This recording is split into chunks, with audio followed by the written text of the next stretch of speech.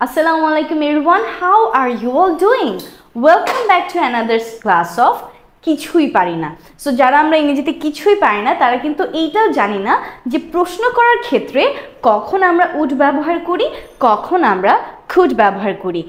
আজকের এই ক্লাসটি থেকে আপনি শিখতে পারবেন কিভাবে ইংরেজিতে ভদ্রভাবে প্রশ্ন করতে হয়।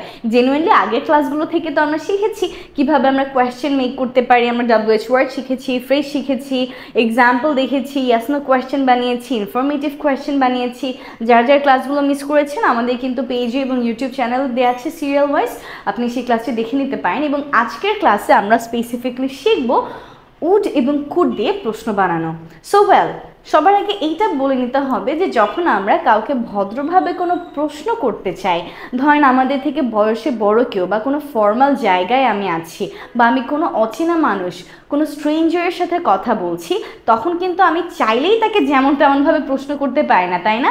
আমি এইটা বলতে পারি না তোমার নাম কি, আমাকে এইভাবে বলতে হয়, আপনি কি দয়া করে আপনার নামটি আমাকে বলবেন, অথবা আপনি নিশ্চয়ই আপনার নামটি বলতে আপত্তি বোধ করবেন না। সো সবই কিন্তু প্রশ্ন, ওইটাও প্রশ্ন ছিল এবং সেকেন্ড এন্ড থার্ড ওয়ানও কিন্তু প্রশ্ন ছিল, কিন্তু ডিফারেন্স কি, একটা সরাসরি আর একটা ভদ্রভাবে।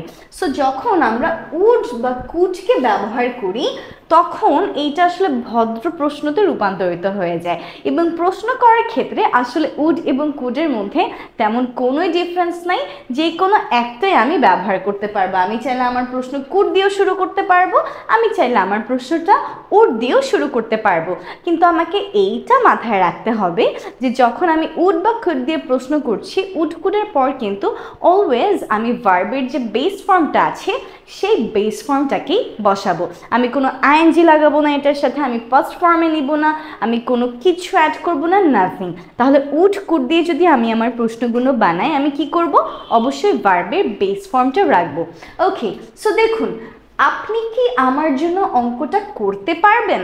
সো ইনস্টেড অফ সেইং আপনি কি অঙ্কটা করতে পারবেন, সো তাহলে কেমন হয়? Can you do the math? But আমরা সেটা বলতে চাই না, আমরা একটু ভদ্রভাবে প্রশ্ন করতে চাচ্ছি, এই জন্য আমরা কুড দিয়ে স্টার্ট করলাম। Could you do the math for me? আপনি কি আমার জন্য অঙ্কটি করতে পারবেন? Could you do the math for me? আমি চাইলে এটাকে উড ইউ দিয়েও বলতে পারি, যেমন would you do the math for me. এবং আমি যদি আরও একটু বেশি ভদ্র হইতে চাই তখন কিন্তু আমি চাইলে প্লিজ কথাটাকে অ্যাড করতে পারি, যেমন could you please do the math for me, would you please do the math for me, এইভাবে। আবার ধরুন আমি বলতে চাচ্ছি আপনি কি আমাকে সাহায্য করতে পারবেন? So instead of saying can you help me, আমরা ভদ্রভাবে কি বলতে পারি? কুড ইউ হেল্প মি অথবা উড ইউ হেল্প মি। একইভাবে আমি কি বলতে পারি? Could you please help me, would you please help me. তাহলে আরও একটু বেশি কাইন্ড হয়ে যায়। আমরা বলতে পারি আপনি কি সোজা হয়ে দাঁড়াতে পারেন? সো যখন আমরা কোনো একটা জায়গায় যাই, ওখানে লাইন ধরে কিছু একটা করতে হয়, লাইক ক্যান্টিন থেকে খাবার নিচ্ছি, or maybe we are waiting to buy a ticket or any other situation, তখন অনেকেই কিন্তু লাইন থেকে বের হয়ে যায়। আমরা তাদেরকে বলি যে আপনি কি দয়া করে একটু সোজা হয়ে দাঁড়াতে পারবেন? সো তখন আমরা কি বলতে পারি? তারা যেহেতু স্ট্রেঞ্জার, আমরা যেহেতু তাদেরকে চিনি না, আমরা ভদ্রভাবে বলবো could you please stand straight? Could you please stand straight? Or would you please stand straight?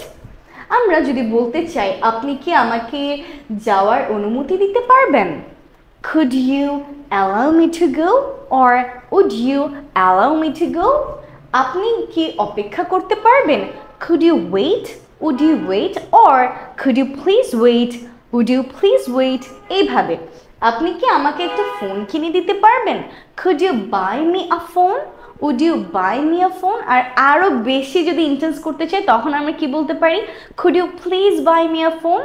Would you please buy me a phone? এইভাবে।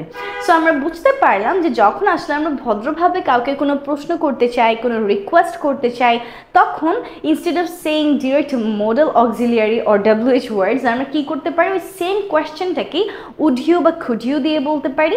তাতে করে আমাদের প্রশ্নটা কিন্তু অনেক বেশি পোলাইট হয়ে যায়। So don't forget to share this lesson. অবশ্যই বাসায় অনেকগুলো কুড ইউ দিয়ে এবং উড ইউ দিয়ে কোয়েশ্চেন মেক করার ট্রাই করুন। I'll see you all in the next class. Take care and আল্লাহ হাফেজ। ঠিক এভাবেই সহজ উপায়ে স্পোকেন কিংবা গ্রামার শিখতে আমাদের সাথে অনলাইনে কিংবা অফলাইনে যুক্ত হয়ে শূন্য থেকে শিখতে পারেন আপনিও। বিস্তারিত জানতে এখনই কল করুন এই নাম্বারে।